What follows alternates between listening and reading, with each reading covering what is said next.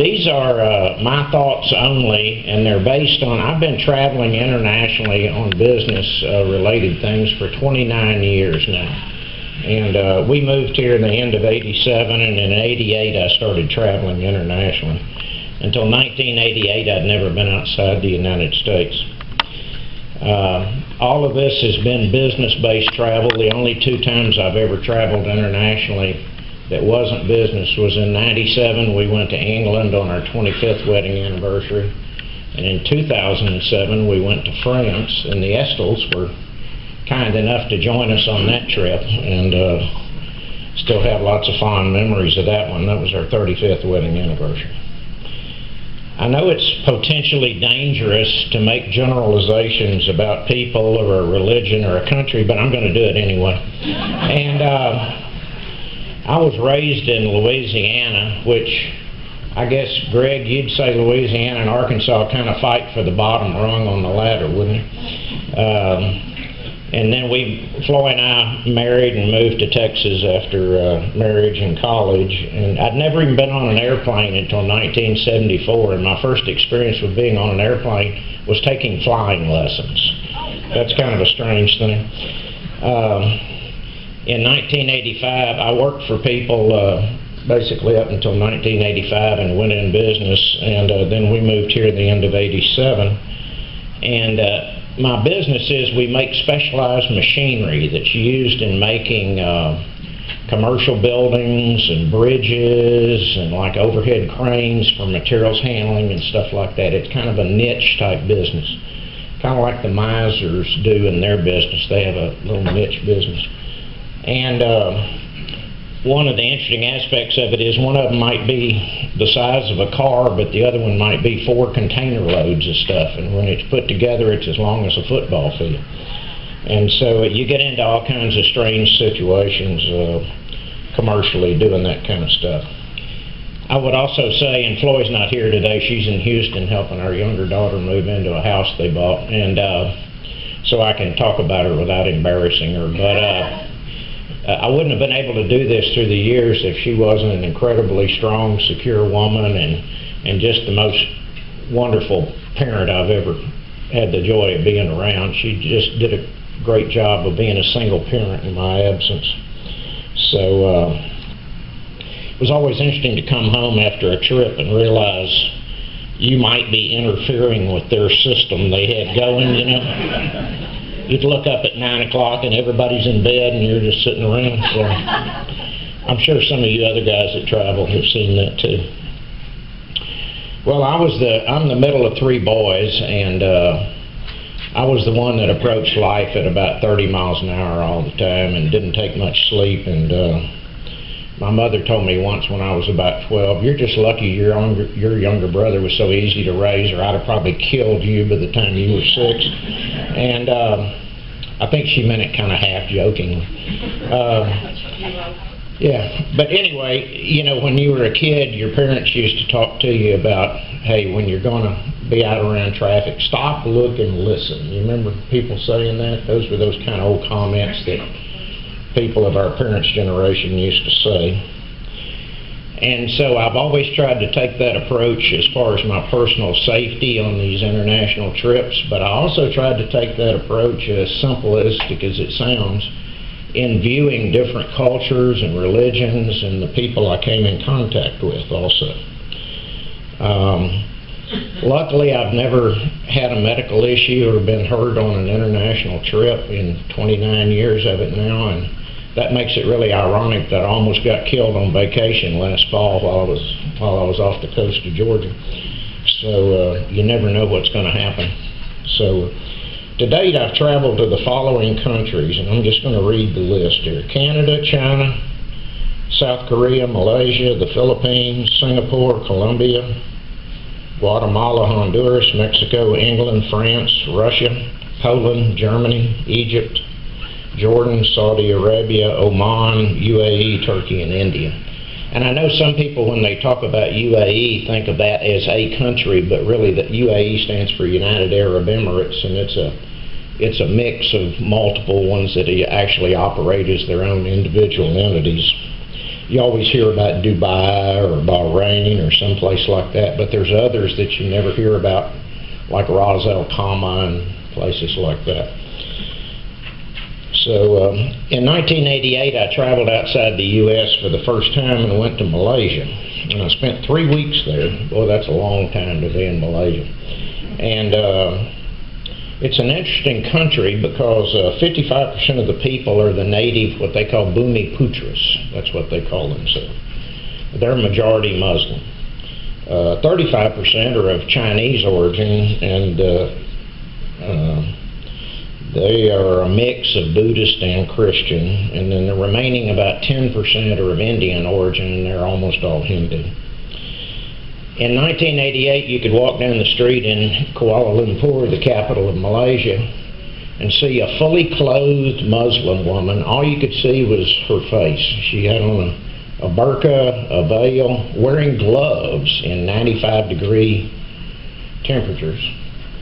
Right beside her was a little 5-foot-tall Chinese woman wearing a micro skirt and 5-inch high heels.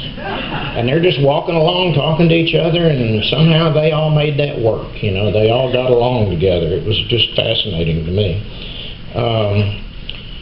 And in 1988, they did all get along okay. Now they don't get along as well.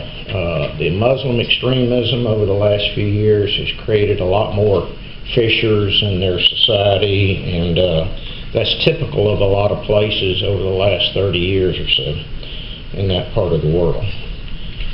On that one, we had one day to be a tourist. Most of my stuff is just business. I mean, I'm there for 7 days, and I'm spending 6 days straight in an industrial park somewhere. I'm not being a tourist. And but they took me one day to this old fort in Malaysia that was originally built by the Portuguese about 500 years ago. At one time, Portugal controlled Malaysia, and then later the Dutch took it over and controlled it. And I was just fascinated by it. And one of these Malaysians said, well, why are you so interested in the ruins of this old fort? And I said, well, nothing in the United States is more than about 250 years old. You know, to see anything that's 500 years old is interesting to us. I said, most Americans can't even think in that kind of timeline. And, you know, here in Dallas, I guess anything over 40 years old is considered old. They just take a bulldozer to it and start over. But on that same day, we also visited a Buddhist temple, and they started explaining to me the Buddhist religion, and that was my first exposure to that. One of the reasons I wanted to bring up Malaysia was Malaysia is a perfect example of what we need to make sure doesn't happen in the United States. Since World War II, the natives there, the native Bumi Putras, who are the majority, have passed laws, national laws, protecting themselves and preferring themselves versus the citizens of Chinese and Indian origin. And that's important to note. These Chinese aren't just necessarily immigrants. They may have been immigrants 4 generations ago, but now they're citizens. But the Chinese and the Indians, by law, don't have all the same legal protections and rights that the natives do.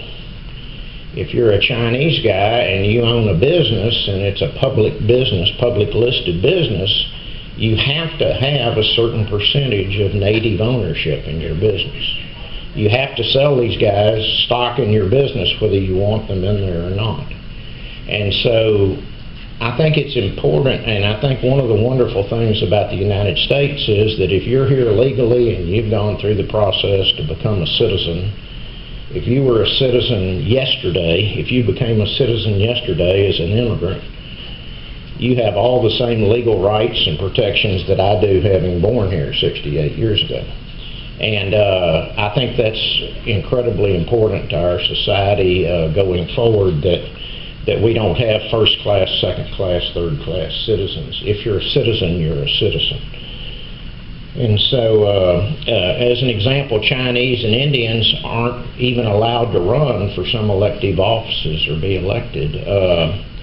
And so the Chinese are mostly interested, like they are in most places, in business and money and working.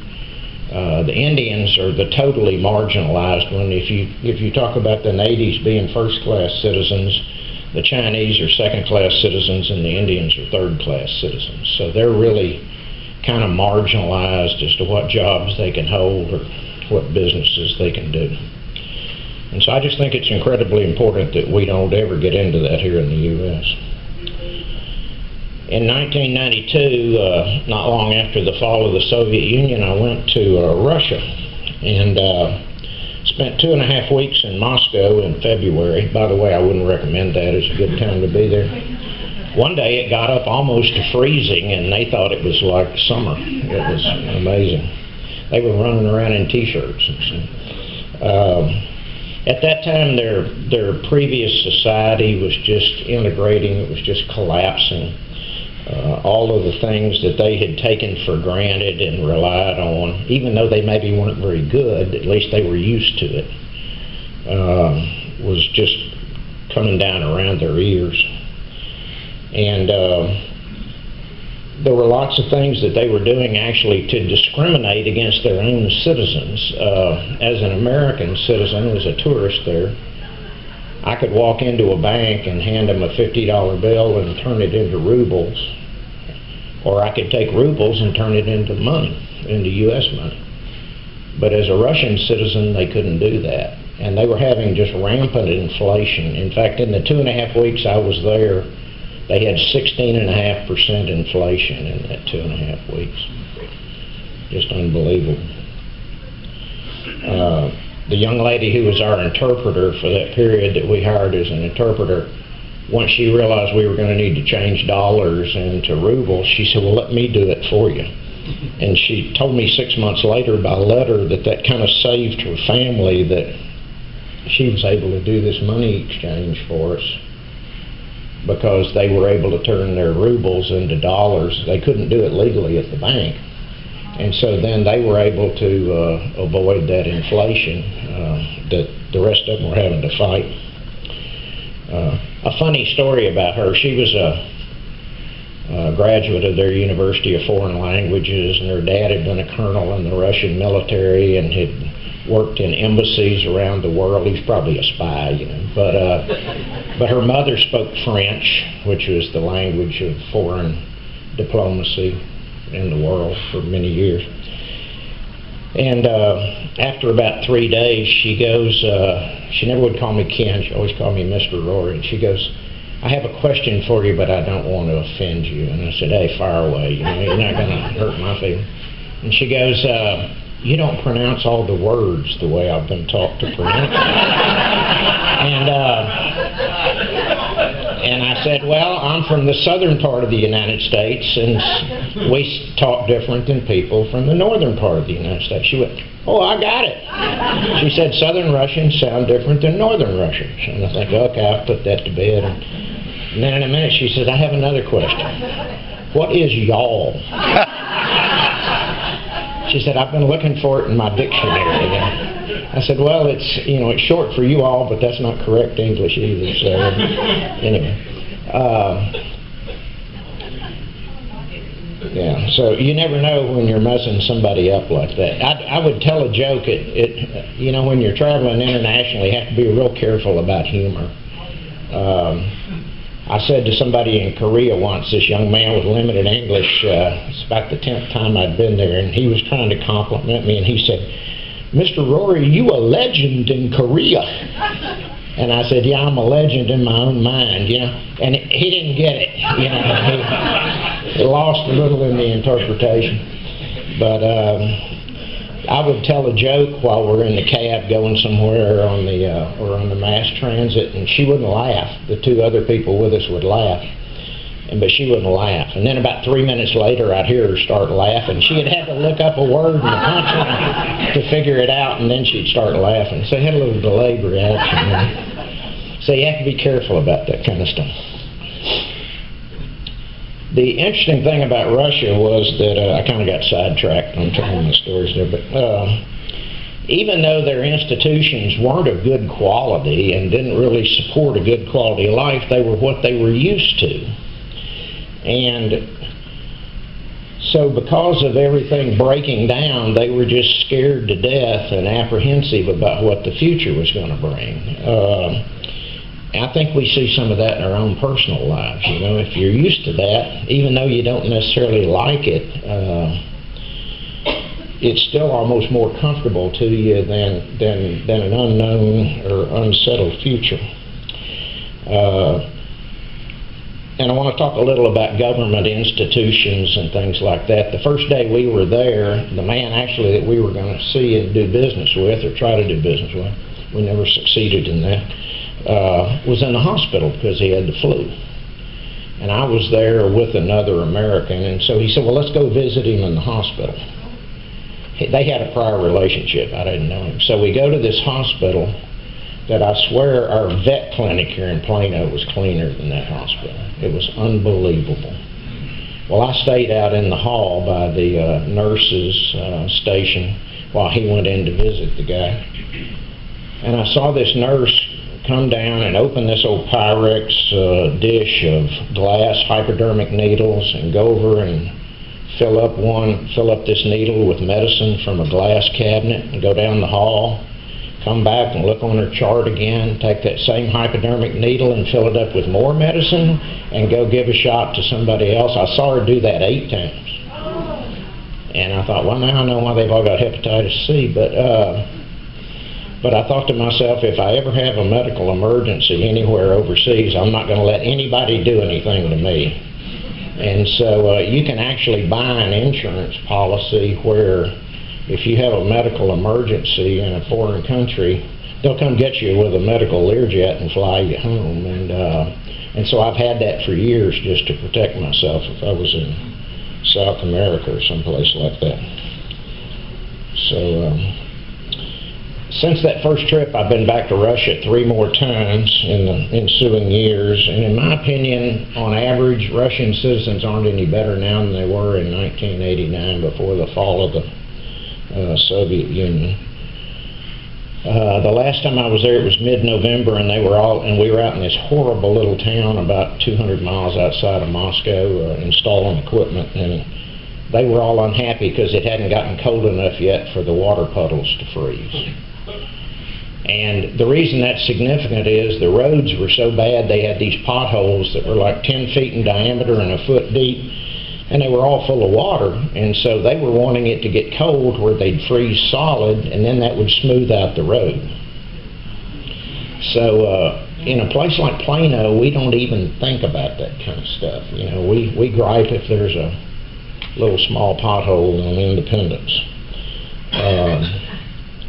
We just take that for granted, but citizens of these foreign countries fight that kind of stuff every day. In their private lives as well as business and stuff.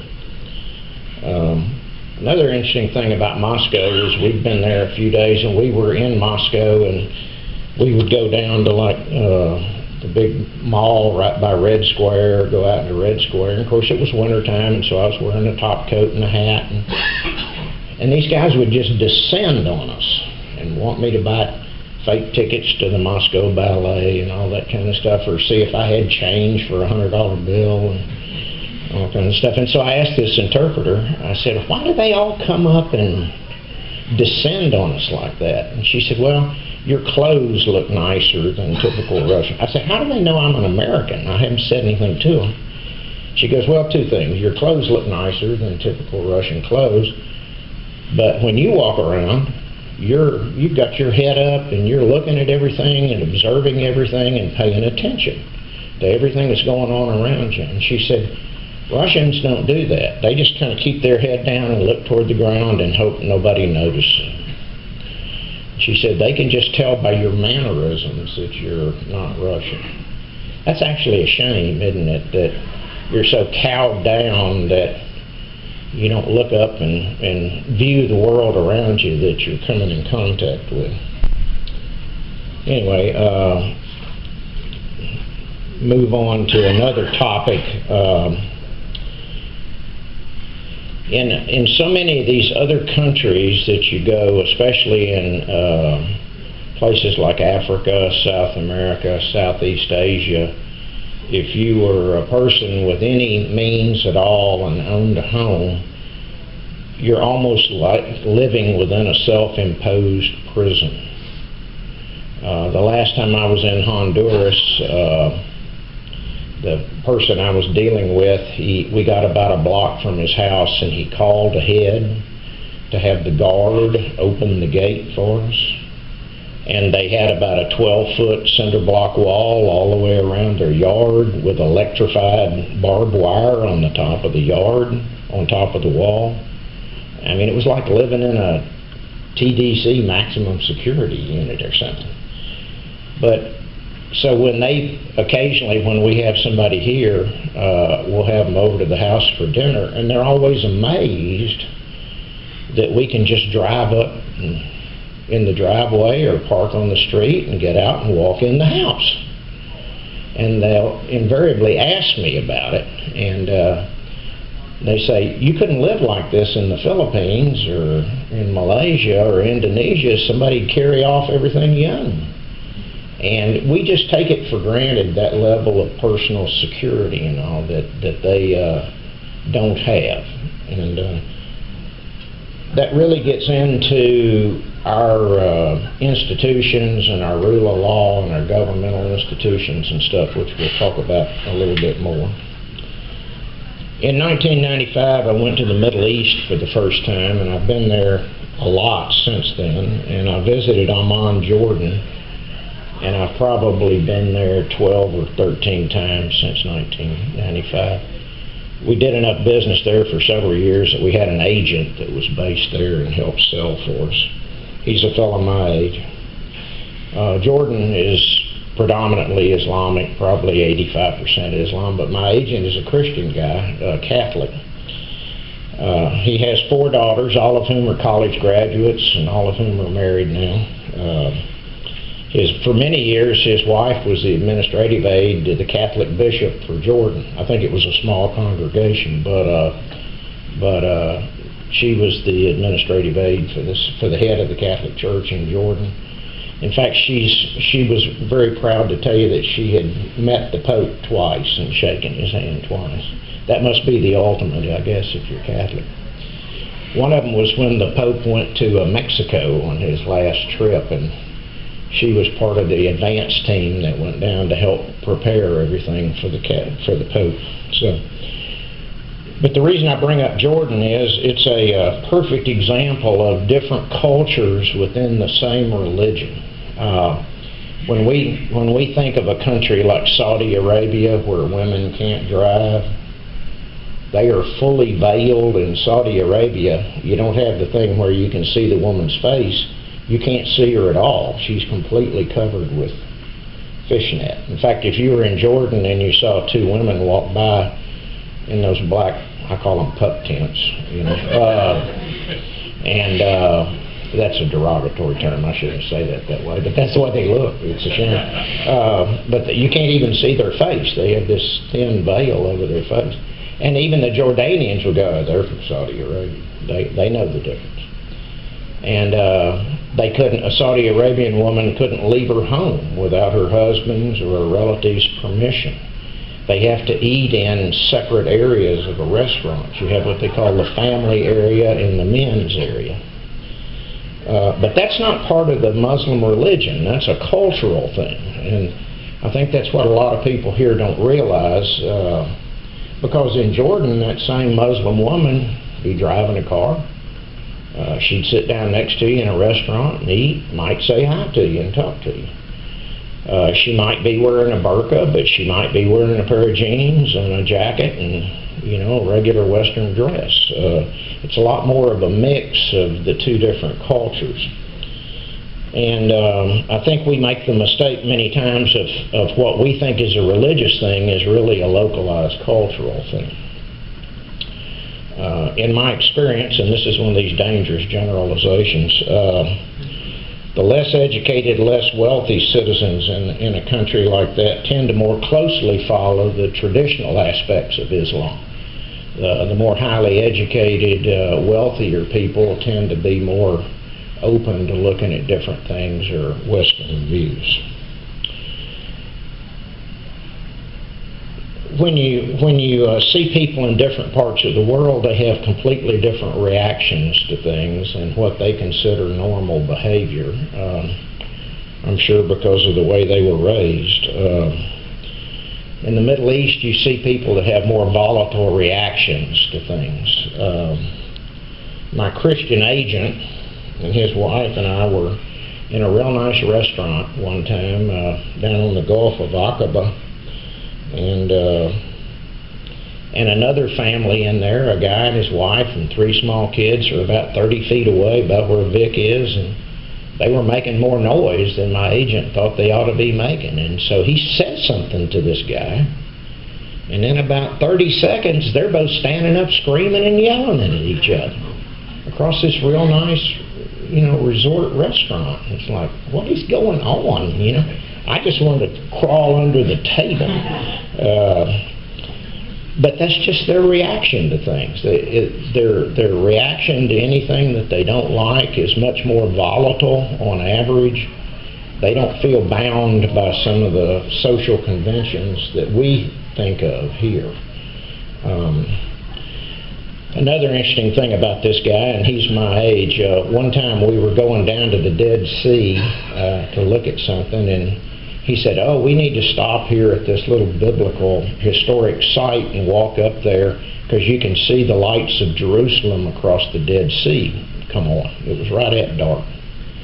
So we start walking up this little road, and we get up about 100 yards up this road to this biblical site, and there's a gate, and it has a sign on it saying closed. Well, he doesn't buy that, and so he has us walk down to the end of the fence, and we kind of hang on a fence post and swing around the end of the fence and hang over the side of the mountain and go up in there. And we're standing up there very peacefully watching the lights of Jerusalem come up over the Dead Sea, and I'm feeling real religious until the security guards show up. And so they proceed to escort us down, and so my first reaction in seeing any policeman or security guard is to go, yes, sir, and just do whatever they say. And so I just start walking for the exit, and he doesn't buy that at all. And next thing you know, he's telling them his father's name and his grandfather's name and his I'm George Sawaha, my great-great-grandfather was named so-and-so, And they're just into it, they're just getting after it. And I remember thinking, if a Plano policeman stopped me, the last thing I would ever do is tell him my great-great-grandfather's name. But that's indicative of the timeline and the way these people think. I sound like Ross Perot when I say that. I don't mean to do that. Remember when Ross Perot said at the NAACP convention, you people, and he was just crucified for that. So Floyd always normally reminds me when I say stuff like that. But they just have a totally different timeline. They're still mad at Barbara because her great-great-grandfather offended my great-great-grandfather. And they just carry these things with them forever. It's just amazing. That's why when we talk about trying to bring peace to the Middle East, and we talk about from one administration to another, 8 years is a long time for us, especially if your guy's out of office. But that's an eye blink to them. They don't think anything about that. They think in terms of centuries, not 4-year political terms.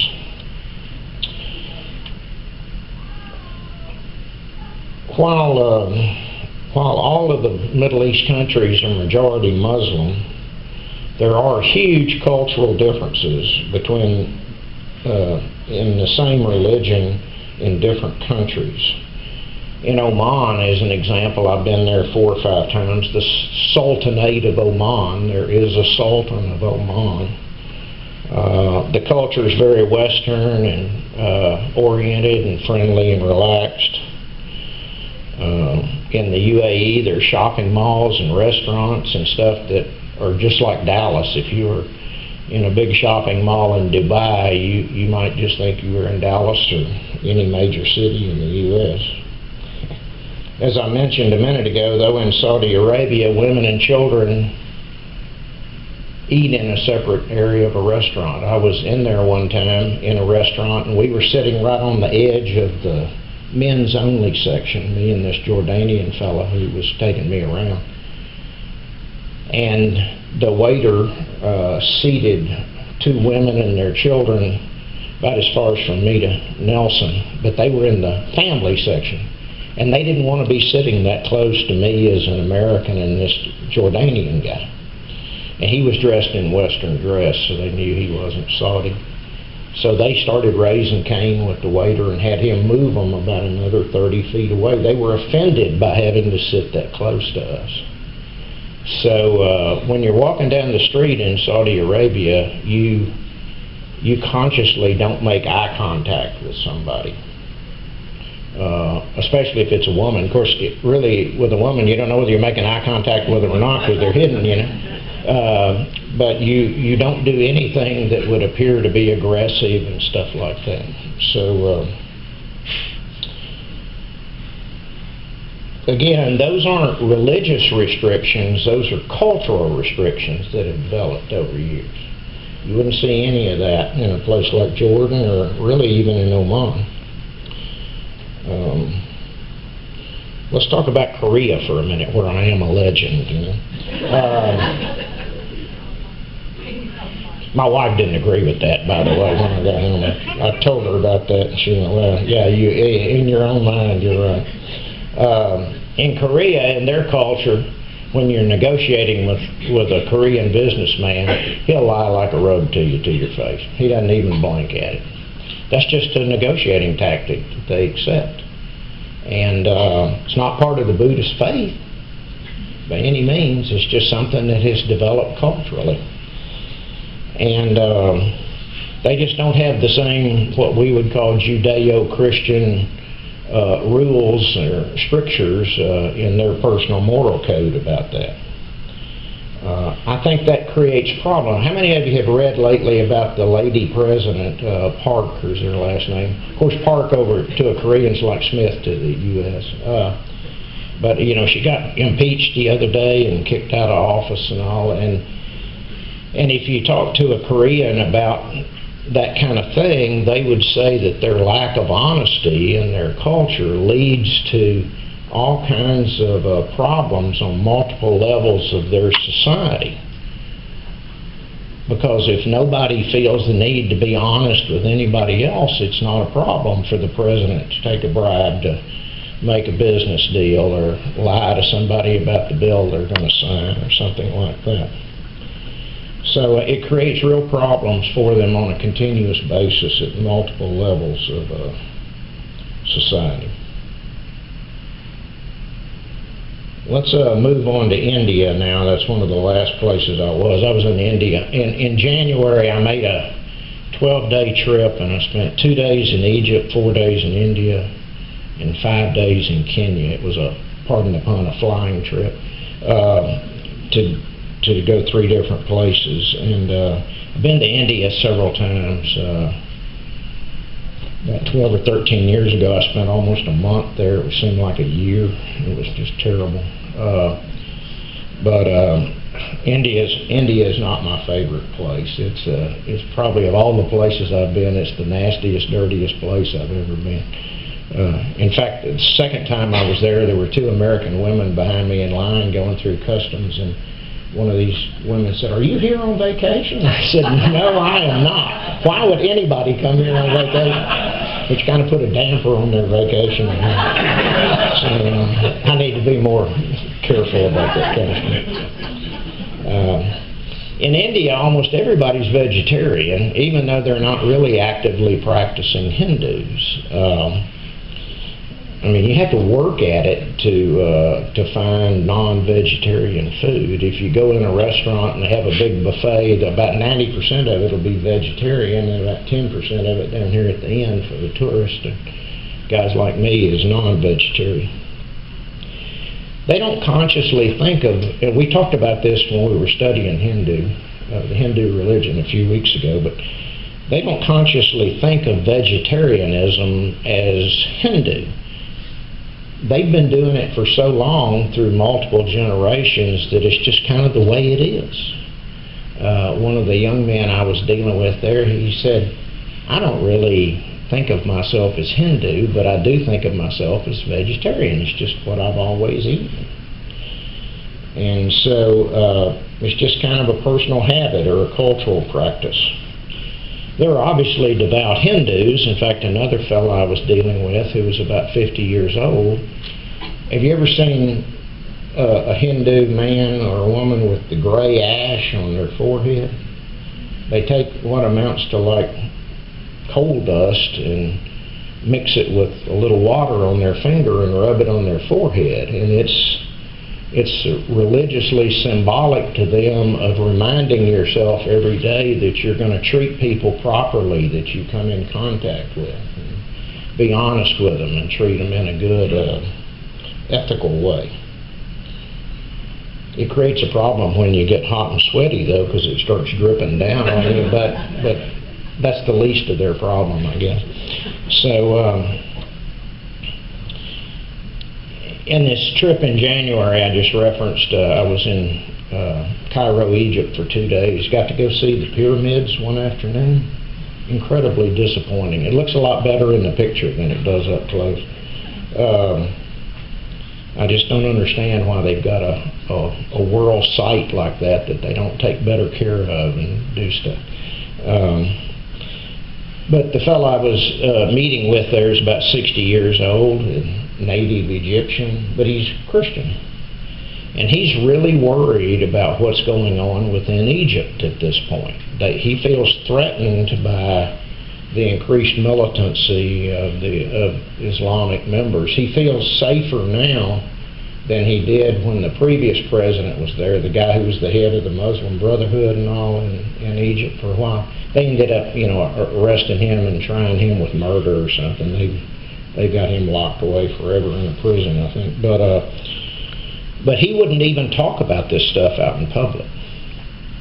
If you wanted to have a conversation about anything that had to do with religion or government, you didn't do it out in public.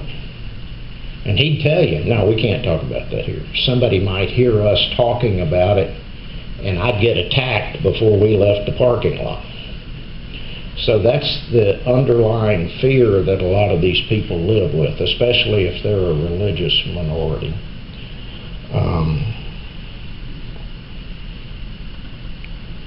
After being 2 days in Egypt, then I went to Chennai, India, Chenai. That's the city that used to be called Madras. How many of y'all remember having a Madras shirt when you were in college? Man, that was cool stuff, back in the day. Chennai is a city of about 8 million people, a big place. And it's a real high-tech center. It's over on the southeast side of India in the Bay of Bengal. Fairly high income, lots of international business stuff going on there. But you just can't imagine how dirty it is. I mean, it's just the nastiest place you've ever been in your life. And there was trash everywhere. Any street you drove down, a major highway or a street, it just looked like everybody that drove by threw something out of the car and nobody ever bothered to pick it up. It was just depressing to see it. And like Russia, that I talked about a while ago, they don't have much in the way of infrastructure. Sewage, water, streets, stuff like that. They just fight this stuff every day. There was, in a city of 8 million people, I didn't see a single road that we drove on in 4 days that looked as nice as Cordier Parker. And the trash was just everywhere. So then after India, I flew to Nairobi, Kenya, which I expected to look the same. Nairobi's an interesting place. Whereas in India, it took 2 hours to get through security at the airport and about an hour to get through customs and immigration, and that was leaving. Nairobi, Kenya was just Mr. Efficiency. You walk in and the guy's smiling and welcoming you to Kenya, and took about 30 seconds to stamp the passport and move on. Nairobi's a city of about 6 million people, counting the suburbs. And it's up at about 6,000 foot elevation, up on a real high plain, and when you're standing there you can look out and see these mountains. It's like being in Denver looking at the mountains in Colorado. See snow on top of them year round. Well, they have better infrastructure than India, And the amazing thing is, while the poverty level is about the same, there's not a piece of trash anywhere. While in India, the place looks like a landfill. In Kenya, you'll be driving down the street, and there may not even be a concrete sidewalk on the side of the road. It may just be a dirt path through the grass, but the grass is mowed. And if you do see a cup or a bottle out there, there's some government worker out there picking it up, putting it in a bag and taking it off. It's just a 180-degree contrast. It's just amazing. Both poor countries, both previously British colonies, so they have kind of a similar background, but the contrast in how they take care of their environmental surroundings is fascinating. Where in India, they just kind of tear up the place, maybe because there's so many. In Kenya, they have this regard for nature and all that. In fact, they've created this whole business of ecotourism. People come in there, and instead of going out and shooting the animals like they used to 40 years ago, they go out and photograph them now, or just look at them and stuff. So quite interesting. In India and Kenya, they both drive the wrong way, you know, because they were British places originally. But that was just fascinating to see in two countries within 2 days the difference in how they kept their surroundings clean and different. In India, 80% of the Indians are Hindu. 70% of the Kenyans are Christian. And I'm not trying to make this about a Hindus are nasty and Christians are clean thing. It's just, I'm just recounting a statistic. About 25% of the people in Kenya are of indigenous religions, and only about 6% of them are Muslim. They're very much of a minority there, and in a lot of the countries in Africa. In addition to that trip to Kenya, I've been to Africa 2 other times this year, so that was the 3rd time I've been there this year. The first 2 times were to Uganda, which is adjacent to Kenya. And I was dealing with the same people in Uganda that I was dealing with in Kenya. And the people I met in Uganda were typically fairly highly educated. The fellow I was trying to do work with there had a master's degree and at one time owned a private school there. That was significant because their public schools are horrible. So anybody that can, unlike in America, where we're lucky enough to have good public schools in a place like Plano, their public institutions are weak and not of good quality. So if you have enough money, you're going to put your child in a private school to give them that advantage. He's obviously a native, guy about my size, you know, darkly pigmented. And but one of the fascinating things about people like that or Kenya is you see him speak, and he doesn't sound like a southern United States guy. I mean, he talks like in the King's English, you know. He sounds like he's an advisor to the Queen of England or something. Good day, old chap, you know. But again, that's just their culture, and that's their British background and how they're educated. They also are a lot more traditional. You know, we were talking before the class started about how hardly any men wear a coat and tie to work anymore. In Kenya or Uganda, if you walk in a meeting with 5 other guys, you're the only guy there that's not wearing a coat and tie if you choose not to wear one. They dress like we did 30 years ago, and they still think that's the proper formal way of doing business. Another fascinating thing about this guy, and he's like 51 years old, is he was talking to me one day about, well, I've got to go over to my other house tonight. And I said, your other house? You have 2 houses? And we were in Kampala, which is the capital of Uganda there. And he said, yeah, I've got to go see my other wife. And I said, oh, wow, you have more than one wife? He said, yeah, I'm married to 3 women. And so then he's kind of apologetic. He says, well, you know, I was raised a Christian, but in our culture, again, culture, he said, if you get to be a little older but you're still a virile male like I am, he said you're allowed to marry a younger wife if your wife has gotten older and has lost interest. And I thought to myself, I never thought I'd be sitting here talking to a guy on a patio in Uganda about how he's married to 3 women, and so all I could say to the guy out of defense was, well, I guess I'm just lucky my wife hadn't lost interest, you know. I mean, what do you say to somebody like that, you know? But in their culture, that's what they do. So he had children by 3 different women. And so he maintained and paid for 3 households. I don't see how you can keep all that going myself. But they just deal with it. So it just made me feel even luckier. Another fellow I met with there in Uganda was an attorney, and he made a point. Attorneys are the same all around the world. And I say that jokingly because I have a brother who's an attorney, and so I don't diss him as much as a lot of people do.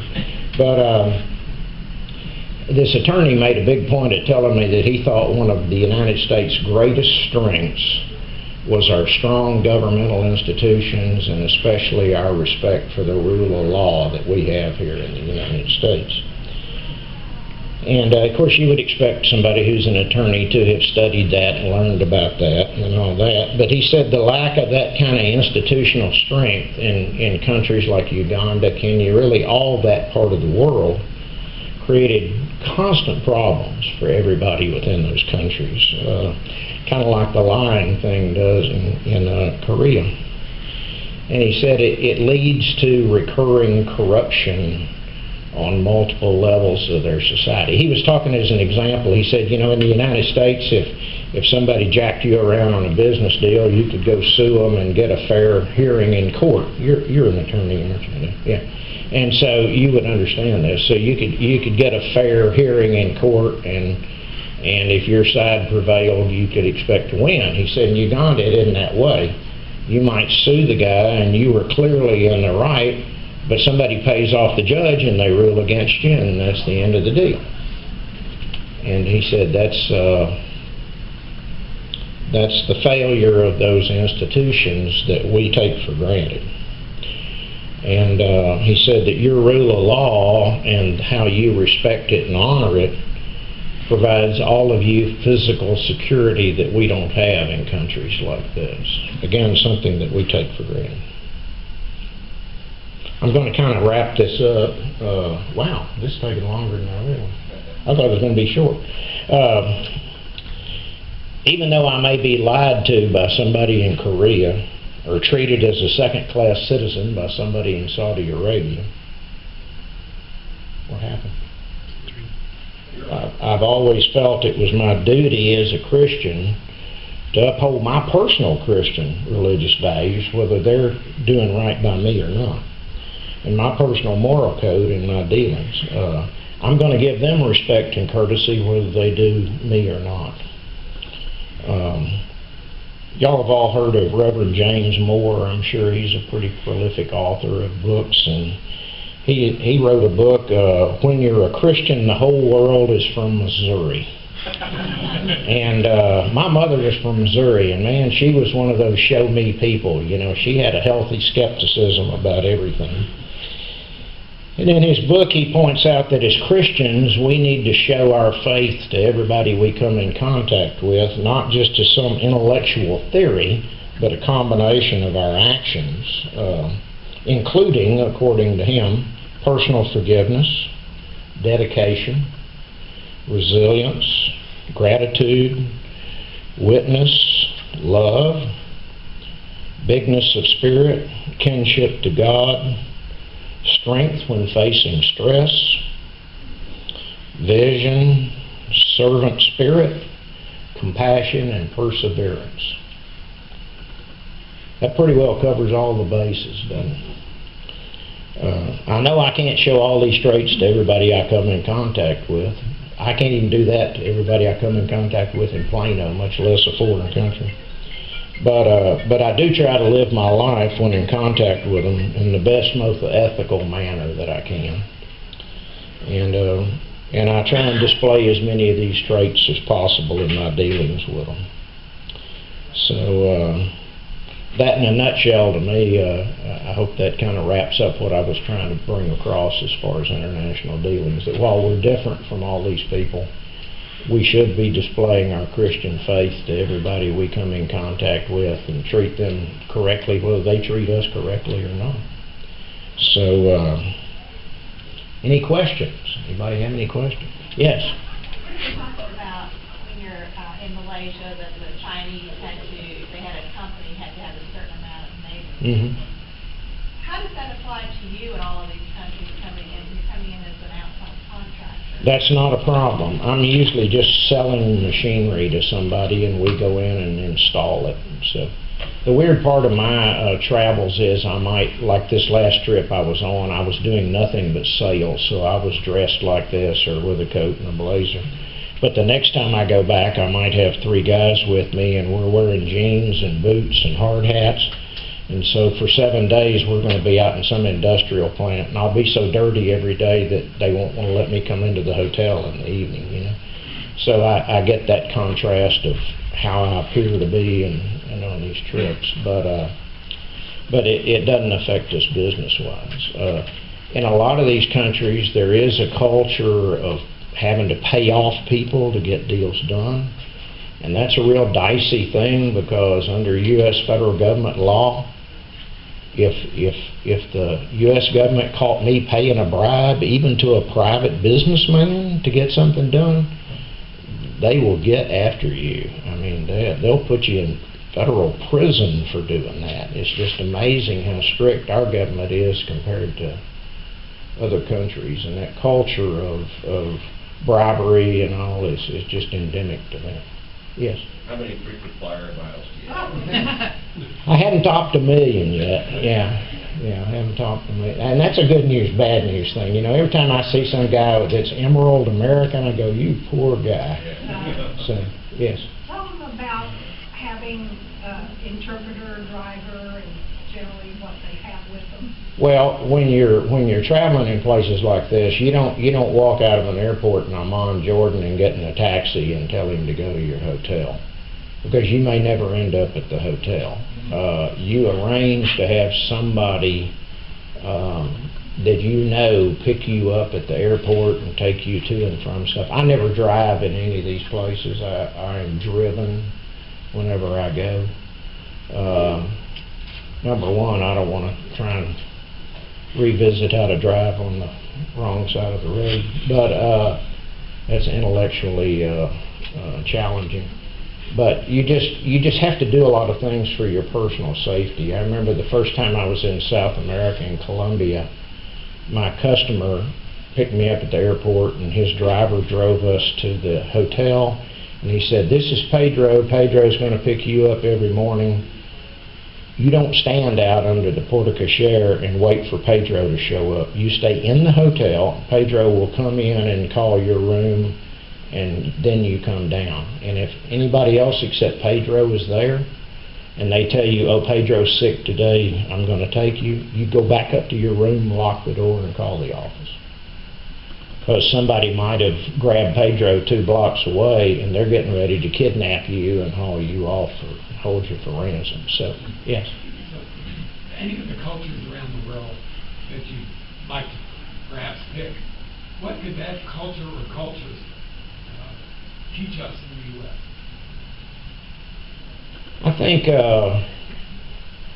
some of them are a little less money-oriented than we are. They're more just about kind of enjoying life and stopping and smelling the roses. We are a little more driven, I think, at times than we should be. And so I think some of them seem to enjoy that a little more. Wouldn't you say that was true about France, that they seem to enjoy the food and the wine and the relaxation more? Maybe that's because we're on vacation. I don't know, but yeah. But I would say that's the main thing. Yeah. I think it's from a ethical and do right by people point of view, we're as good as anybody in the world at this point. Anybody else? Yeah. Just a quick question, have you ever gotten sick from the lack of sanitation? And how wary are you of that?